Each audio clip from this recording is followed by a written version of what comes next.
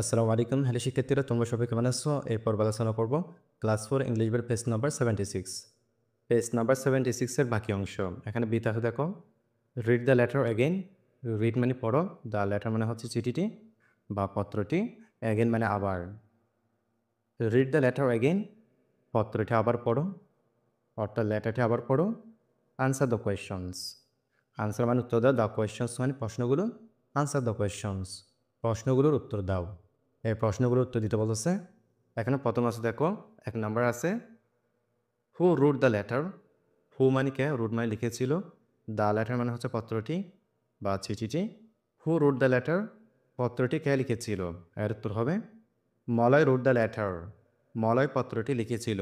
2 number এখানে আছে who is the letter to. Who মানে কে, ইজ মানে হয়, দ্য লেটার মানে হচ্ছে পত্রটি, টু মানে প্রতি। Who is the letter to, পত্রটি কার বরাবর লেখা হয়েছিল, অর্থাৎ পত্রটি কাকে লেখা হয়েছিল? এর উত্তর হবে the letter is to Jenny, পত্রটি জেনি বরাবর লেখা হয়েছিল। 3 নম্বর এখানে আছে where did Jenny go on holiday. Where মানে কোথায়, ডিড মানে ছিল, জেনি মানে জেনি, গো মানে যাওয়া, অন মানে উপরে, হলিডে মানে ছুটির দিন। Where did Jenny go on holiday, কোথায় ছুটি কাটাতে গিয়েছিল? এর উত্তর হবে Jenny went to on holiday in Oxford, Jenny অক্সফোর্ডে ছুটি কাটাতে গিয়েছিল। 4 নম্বর এখানে আছে where is Malay going on holiday. Where মানে কোথায়, ইস মানে হয়, মলয় মানে মলয়, গুইন মানে যাচ্ছে, অন হলিডে মানে হচ্ছে ছুটি কাটাতে।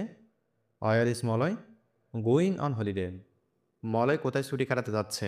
এর উত্তর হবে Moloy is going on holiday to Dhaka, Moloy ঢাকায় ছুটি কাটাতে যাচ্ছে। 5 নম্বর এখানে আছে what is the special about the beach at Cox's Bazar. What মানে কি, ইস মানে হয়, স্পেশাল মানে হচ্ছে বিশেষত্ব, অ্যাবাউট মানে সম্পর্ক।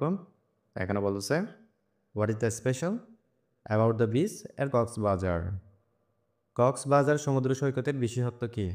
এর উত্তর হবে the beach is the longest beach in the world, এই সৈকতটি বিশ্বের দীর্ঘতম সৈকত। It is more than 120 kilometres long, এটা 120 কিলোমিটারের বেশি দীর্ঘ। তাহলে সেক্ষেত্রে তোমরা এগুলো ভালোভাবে দেখে নিবা।